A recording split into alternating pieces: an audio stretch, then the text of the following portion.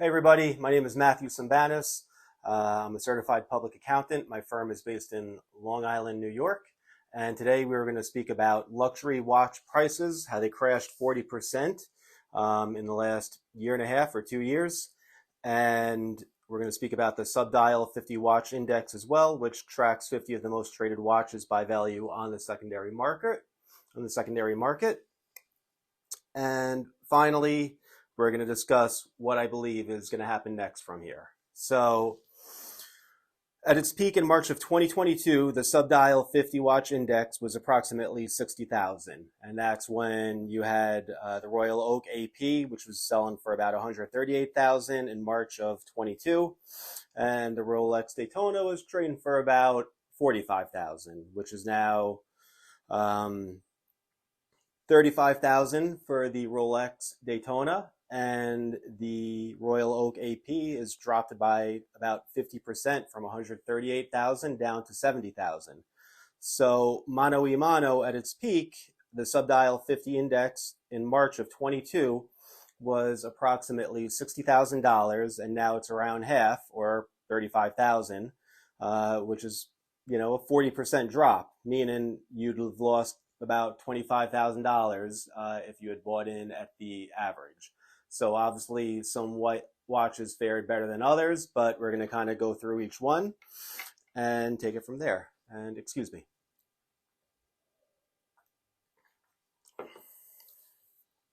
So before we go over what's next, let's explore what happened. Why did the Subdial Watch 50 index hit $60,000. I think there was about 10 different factors that I have here. So first and foremost, you had cheap interest rates. You had a huge cryptocurrency bubble.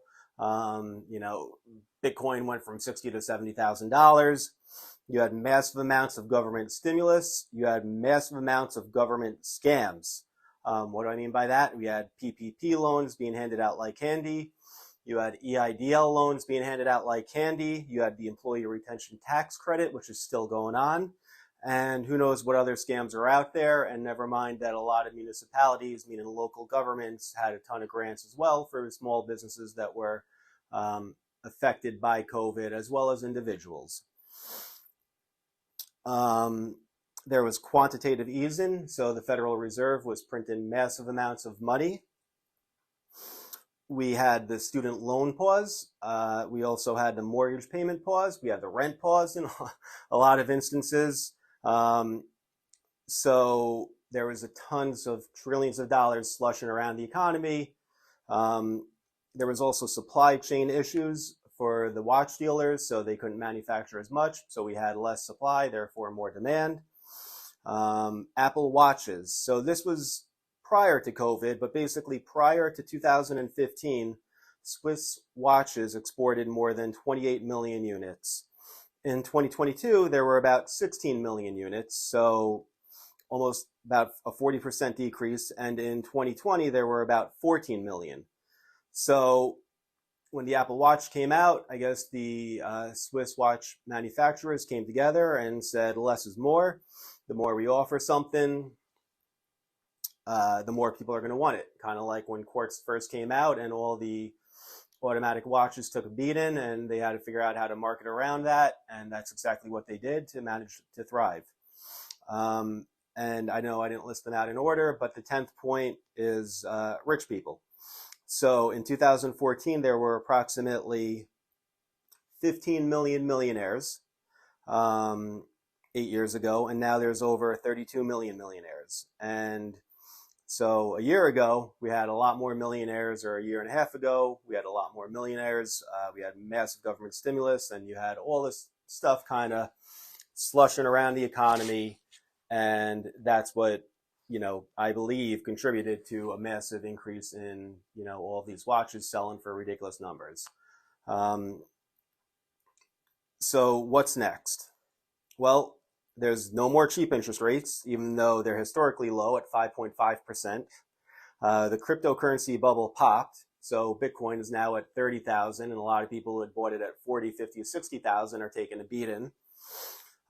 There's a lack of government stimulus. I would say no more government stimulus, but they still have the employee retention credit. But there's still, now people need to repay their PPP loans. Some people need to repay their EIDL loans.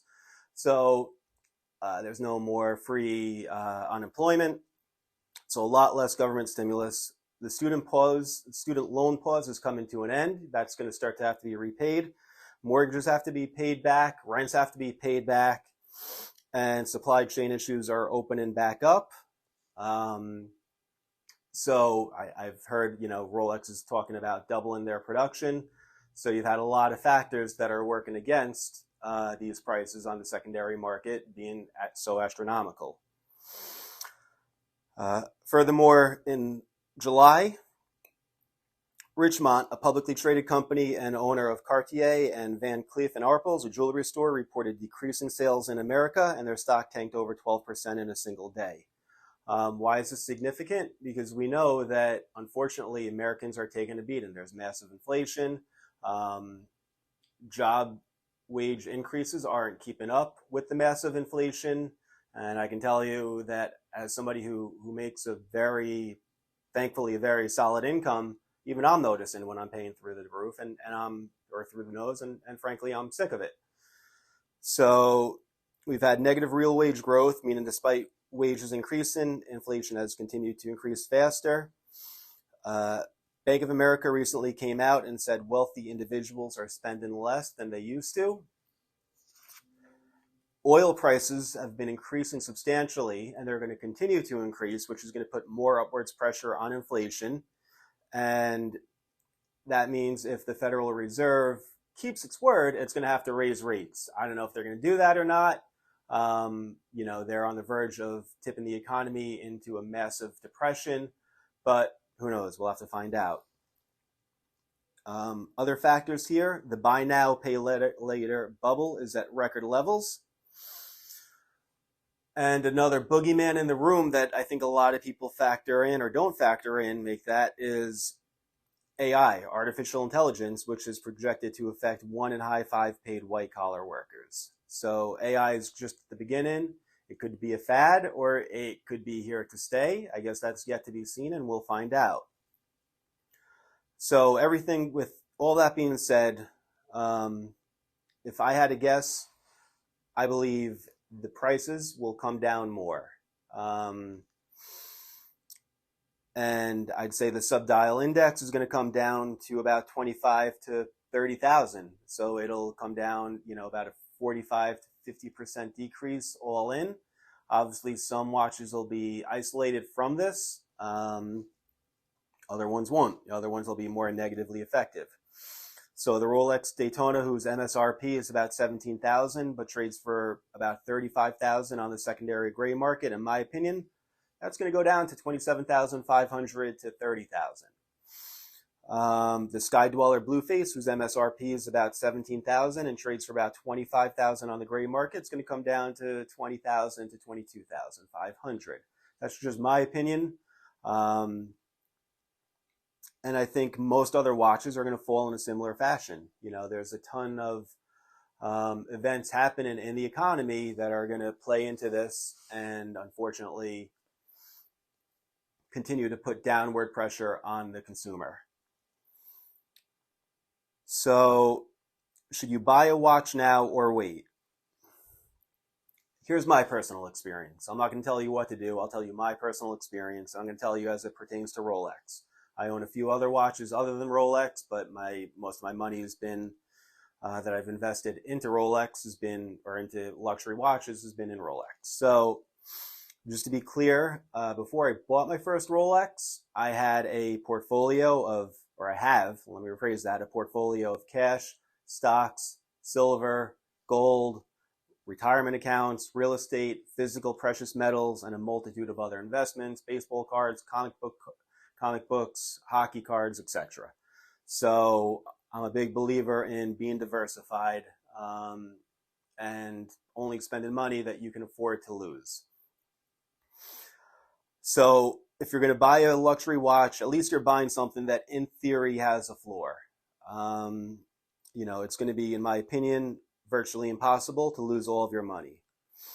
And I think buying a Rolex is a much better bet than buying something that's going to lose all of its value over time, like a, 2023 Lexus or a fancy Nissan or something like that. Will they hold their value? Yes. Will they appreciate over time? Probably not. You know, inflation is here to stay. And even though prices are going to go up and down, I think historically, and when we look at it the future, prices are going to go up. Meaning, 10, 20, 30, 50 years ago, not 10 or 20, but decades ago, you used to be able to buy a Rolex for $500 or a couple $100 or a couple thousand. Now, if you go on eBay, the cheapest Rolex you're going to find from, 20, 40, 50 years ago is a couple thousand. So your money has appreciated, or it's at least held its value, versus having a car from 1950, 60, or 70. When I bought my Rolexes, plural, I bought them to wear. And yes, I'm factoring in that there may be some appreciation, there might be some depreciation, but at the end of the day, when I walk into a business meeting and I know I'm wearing a Rolex, if I have a competitor in the room against me where I'm trying to get a potential client's business, or just to, impress a potential client or would-be client, I wear my Rolex. And it's a stature of being able to say that I've done something right. I do the next right thing. And it sets, an example. And anytime growing up that I saw anybody wearing a Rolex, I know that they're probably not messing around. So again, I'm just saying as it pertains to Rolex, I don't have an AP. I don't have a Patek Philippe. I don't have, I have a few other regular watches that I like to wear day to day. But, the best analysis that I feel like I could give is when I bought my one of my Rolexes, which cost, more than $50,000, I said to myself, if I wear this into 10 business meetings and I can close 10 business deals for more than $5,000, will this pay for itself? And if the answer was yes, which it was, I decided to buy it. So again, as much as it has its tangible value to it, or I bought the precious metal Rolexes for that particular reason, because I believe precious metals over time will go up. 20 years ago, gold was $200 an ounce. Now it's close to $2,000 an ounce. So I do feel that certain, watches and models have a lot more opportunity to go up than others. And to continue on, don't forget the first rule of money, which is never lose money. And if you're going to lose your money, then make sure you can afford to lose it.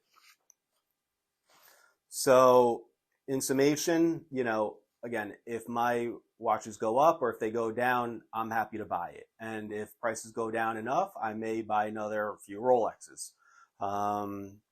In particular, I am watching the blue-faced Rolex Sky Dweller. And when I started looking at them originally, they were about $25,000 to $27,000.